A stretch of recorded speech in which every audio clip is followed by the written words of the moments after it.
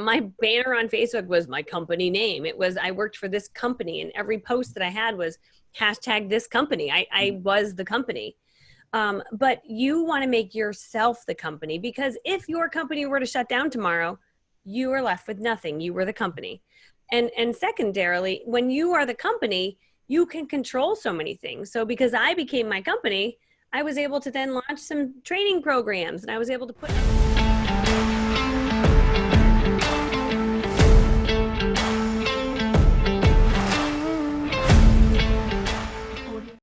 Hey, welcome back, everybody. It's your host for Beast Nation, Brad Blazer, once again. A lot of people call me the Robin Hood of knowledge because I'm bringing knowledge and information from people that have it and have done it to people that need it the most. And today I'm so excited. I've got a wonderful guest. This woman is just absolutely killing it.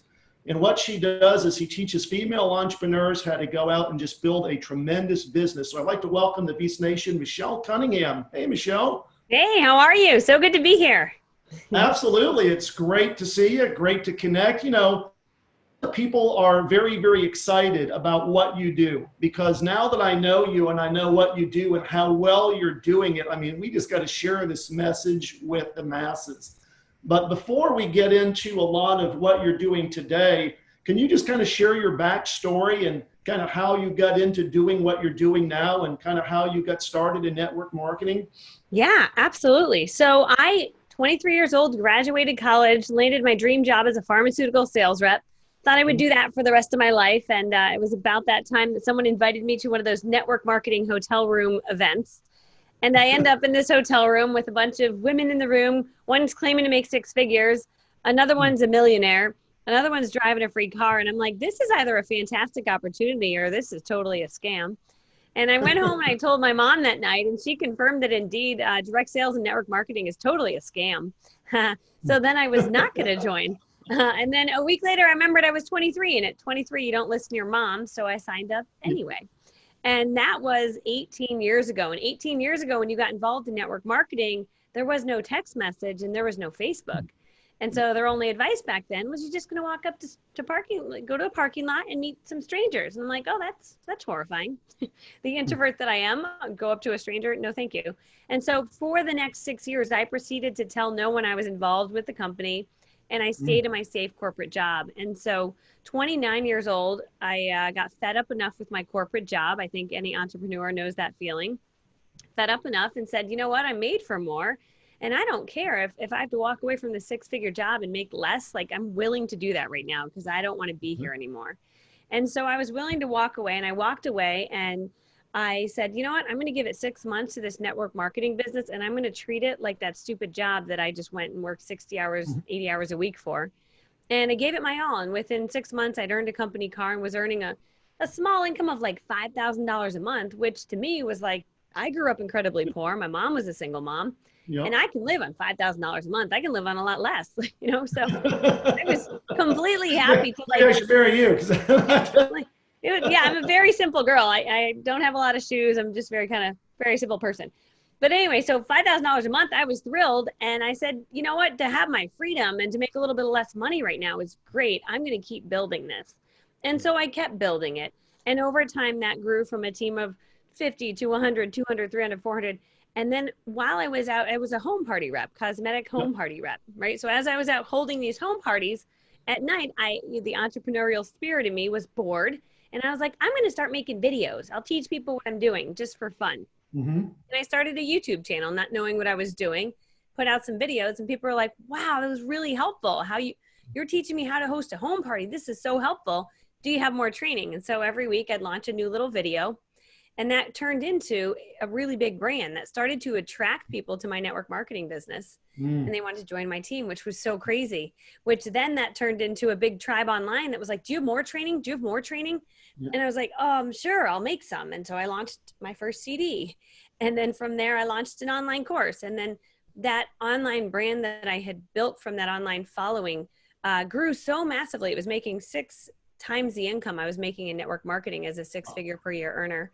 And it was at that point that I made that decision that I would just go and be a course creator and help lots of people. And so that is what I do full time now. Is I'm a full-time course creator after being a network marketer for 17 years. And it's been a super fun journey. Wow. You know, so many people look at network marketing, and I think they associate network marketing with, Ponzi schemes and pyramid. It has a negative connotation. But in reality, I know so many people that have been hugely successful, that have a life of freedom, that travel, that have the awards, just because they, number one, don't quit. They treat it like a full-time job. And then, of course, build a significant downline. But when you're working with the people that come to you, which of course are predominantly female entrepreneurs, do most start doing this as a side hustle? Is this a side hustle for most people until the income gets to a point where it replaces a full-time career? Yeah, I think that's how most people start. It's not this idea that you could make a lot of money with it. And so, even when I was sharing my story, when I was doing very well with it, I only kind of shared my first few months and how you could, I kind of shared, like, when I finally got going, I shared that part of my story that, hey, when I finally got this up and running, you can make an extra $200 or $300 a week. Yeah. And for the average person, that's pretty impressive, That's impressive. and Yeah. so you start there, and then they get to the next level and they get inspired, and then they're like, wait, there's more, and they realize you really can make a living doing this. So you kind of take them step by step. Yeah. What are some of the mistakes that you see people make that are involved in network marketing that are not as successful perhaps as they could be? Are there common mistakes that you typically see amongst people? I'd say there's number one would be they're not reaching out to enough people. Mm-hmm. So, and that was me for 6 years. I would ask like a person every three months. Want to host a party? They'd say no, and I'd wait 3 months and ask someone again. And then one day I said, you know what? I'm a pretty sensitive person. If I don't want to get my feelings hurt, I'm going to ask so many people that I won't even remember who says no. Mm-hmm. And that started to become how I did it. I started to ask so many people that if all of them had actually replied to me, it would have been a problem. Yeah. And so, I would reach out to 100 people a day, 200 people a day. I started doing lots of local lead generating. I put lead jars all around my town, and people would enter to win a free session, right? And then I would pull their names and I'd call winners. So I was doing that. And then at my appointments, I was playing a referral game. And now, with most of the world moving online, you can do a lot of that online. And I'd say the second thing that people do wrong is online. 5 years ago, the way we behaved as direct sellers online 5 years ago is very different. You could post your product and maybe get some sales. Yep. Nowadays, everybody is in direct sales or network marketing, or they're selling something. Yep. And the marketplace has become really loud and annoying online. And people want to buy, but they don't want to be sold to on Facebook. Mm-hmm. And so the smart marketers and what I kind of was doing, not really knowing I was doing something right, is you stop showing all of your products all over the place and you start creating curiosity.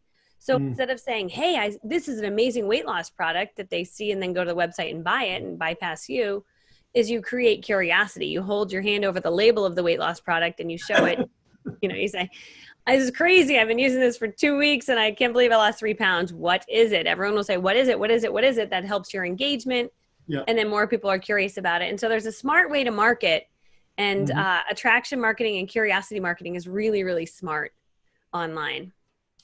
Absolutely. Now, you've obviously been hugely successful in building a tremendous following on Facebook, but people always ask me that want to get involved in social media, do I want to market on Facebook? Do I want to market on LinkedIn? Do I want to market on Instagram? And my response, you need to be everywhere. You need to create a brand and you need to be visible across multiple platforms. Would you agree or disagree with that? And then also the question, of course, is how do you focus on an audience? Because I believe in the fact that there's niches and riches.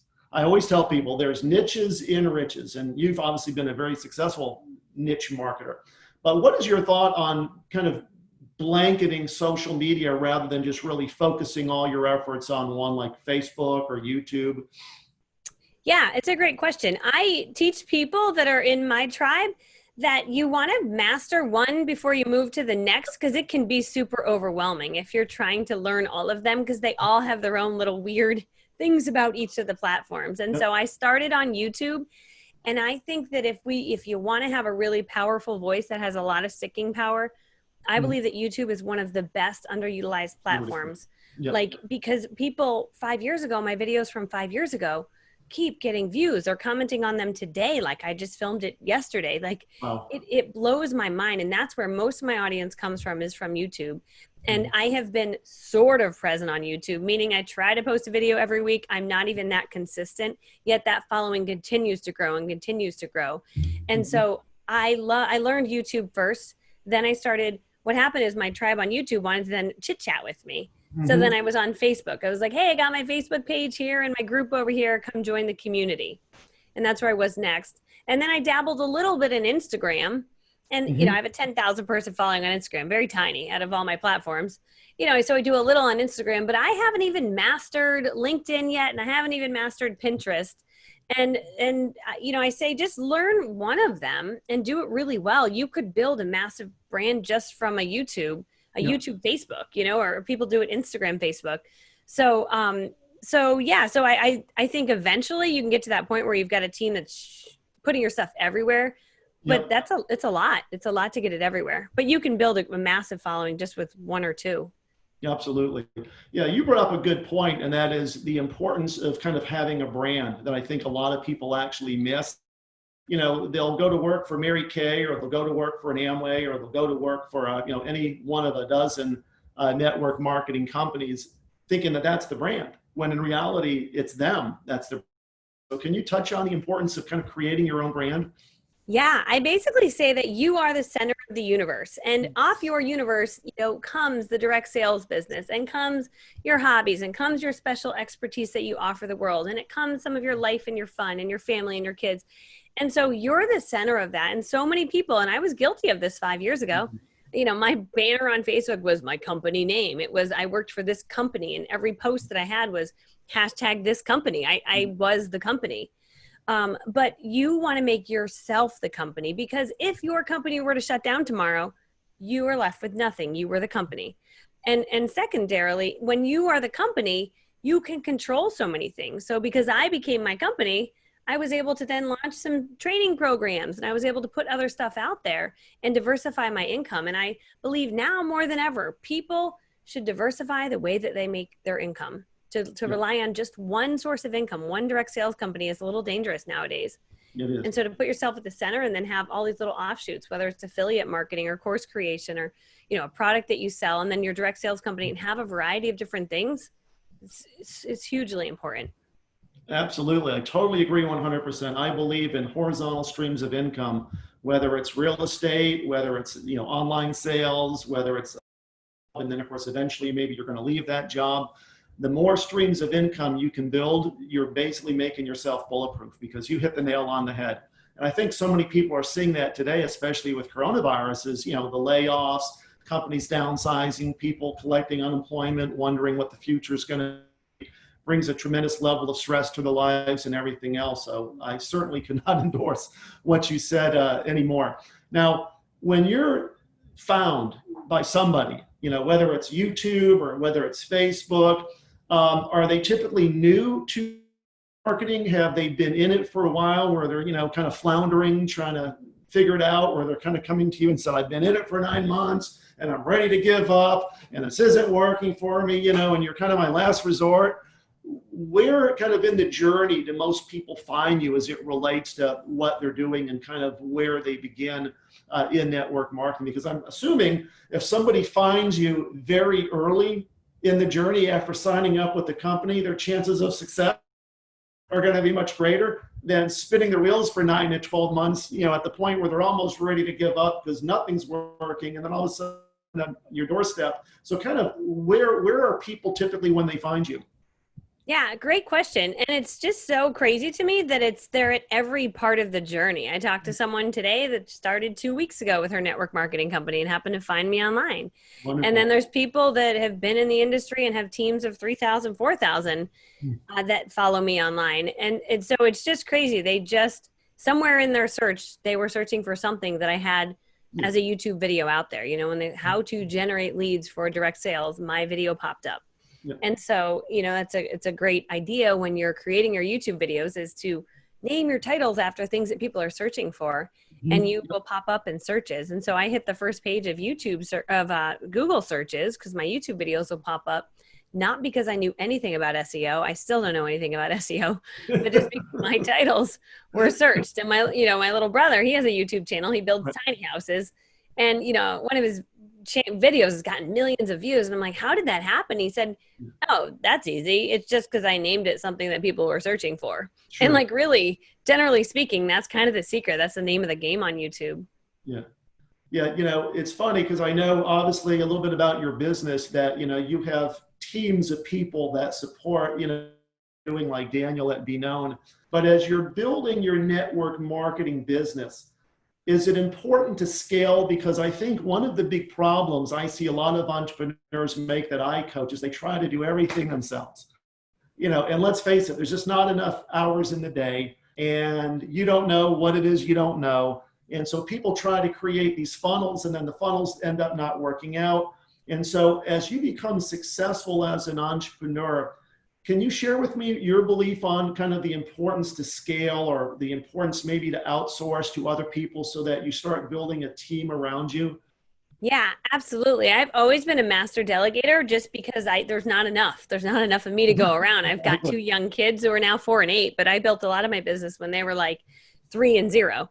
And, and so I realized I need help in the house. So I had a nanny, which is crazy right now with coronavirus. I lost my nanny, I lost my home help. So I've had to we all have had to step up our game a little differently around here. But yeah, I've always had someone to kind of help internally, because as a mom, it's, I got to have dinner on the table. I got to have the dishes done. I need to have the laundry done. And I'm like, you know what? I'm overqualified for all of those things. And so I make sure that I have someone in place to help with that. And with Corona, it's been a little messy. We've been doing a little more Chipotle takeout, let's be honest. But as far as the business side of things, yeah, I always recognized when there was a certain level of stress that would start to I'd feel it in my heart, and it'd come into my head, and I'd say, this is when I need to hire somebody. We need some help. And so if it was a lot of people coming onto my team or whatever it was. And then when my online brand started to really build, I remember last year, it was January 2019. I launched my first Facebook ad. I did not know what I was doing. I put it out there, and I had a little success. It sold like a few $100. And I was like, ooh, maybe I could hire someone that could know more about this. I knew there was Facebook ad managers. So I went and I found someone, and he blew it up into a lot more. Yeah. And then I was like, ooh. And then I ended up finding a really amazing team, which is Be Known, that has helped me to run my marketing machine and help me grow my business exponentially, way beyond anything I could have ever dreamed. But I recognize that I am a creative and I'm good at making videos, but I'm not super techie. And so to find the people that love that, and I found this great, we're such a family where I'm like, hey, I can't figure out how to fix that back end thing. I know what I want it to say. Can you just make it do that? And then they love to fix it. And I'm like, great. So I'll make the videos. I'll make the fun stuff. I have the fun ideas, but the back end stuff can really eat someone alive. And it did for me for years while I was trying to put all that together myself. And I realized, gosh, I could grow if I could just hire smart people that could do this part that's not really my thing. Yeah. Yeah. No, absolutely.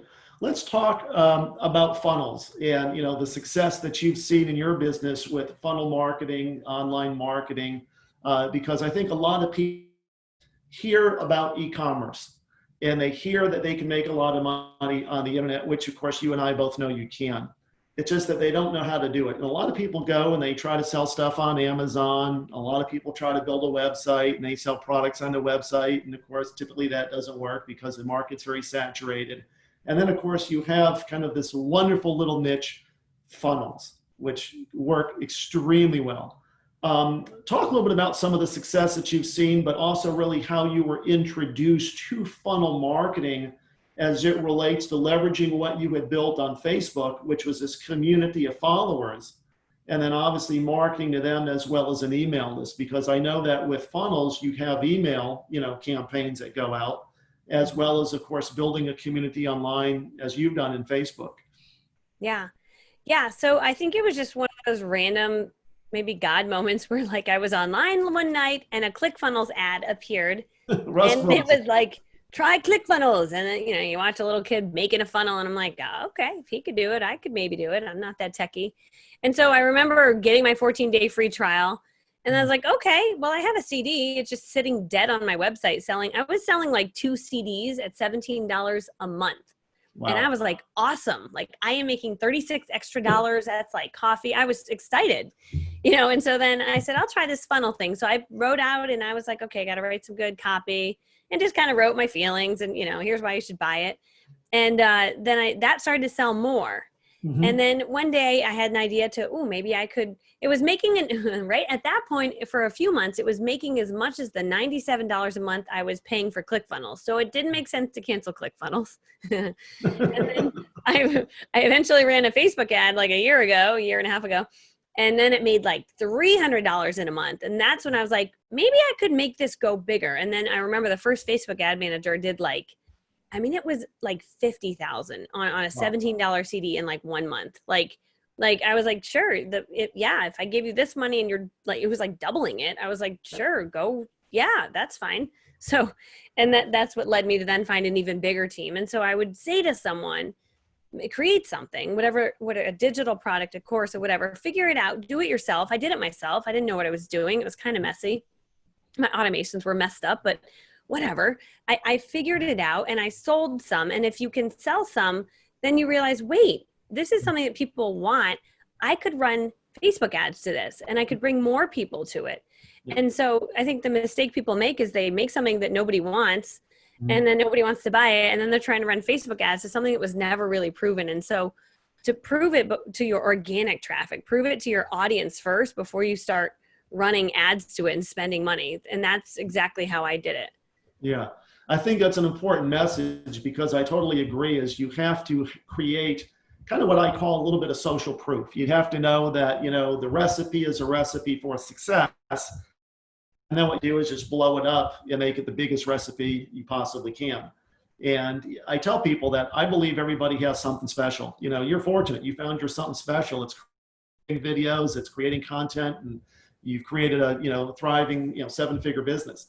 But a lot of people, I feel, just never figure out what they're really, really good at. They never look at themselves introvertly and say, what's my primary skill? They go to work, they hate their job, there's complete disconnect, they got one foot out the door.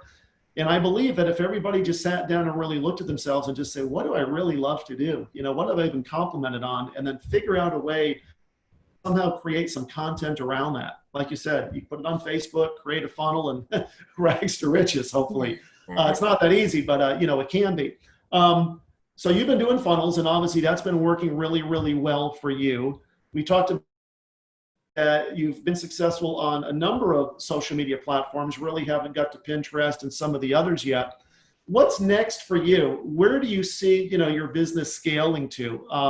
Do you see yourself writing books? Do you see yourself continuing to do this? Do you see yourself perhaps building your own network marketing company and getting others to come in under you and then teach other people and like that? Yeah, I love that question. I definitely want to write a book, especially after hearing your story. And I can't even tell you how many people have been placed in my life that have written a book and they're like, it's a game changer. And I know that I need to just take a moment and like, kids, quiet, mommy has to write a book right now.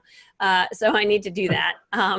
So yes, I definitely do want to write a book. And I really enjoy the process of making videos and creating content. And so for me right now in this moment, I'm enjoying doing that and I'm enjoying teaching others how to do that.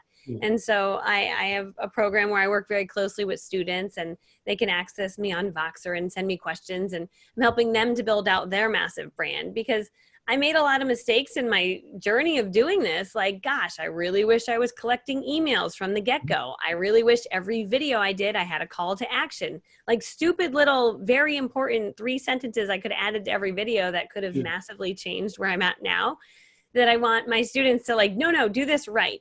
And I think that in everything that I do, I haven't been perfect and I haven't done it the most techie way. I don't even have a WordPress website, which is laughable. Some of the stuff that I do, I've got a little Wix dinky website, but I run these really powerful funnels. And so, I teach people, I don't know that your website matters all that much. This is me, and again, I took a marketing course where like your website is everything.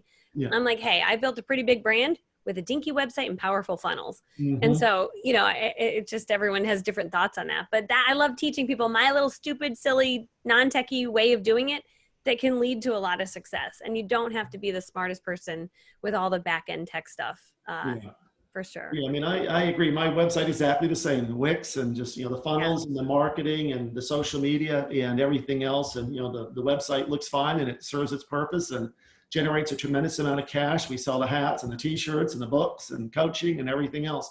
One thing that I find with a lot of people is that they're held back from tremendous success because they have limiting beliefs, they have self-doubt, they have fears. And I know when I got started, doing videos, I would literally do the same video like 20 times because I was so overly critical. It's like, got to do it again, and then you do it again. And then you finally are just like so fed up. And what I found really is that it doesn't have to be perfect. It doesn't have to be absolutely perfect. People just want you to be you. They want you to be real. And I think that's really the most important message that I've learned in just watching other people's videos and, seeing, of course, your videos. It's that you don't have to do the same video 20 times. It's not like a movie production set, where you have a producer that says, cut, nope, you got to do it again, Michelle.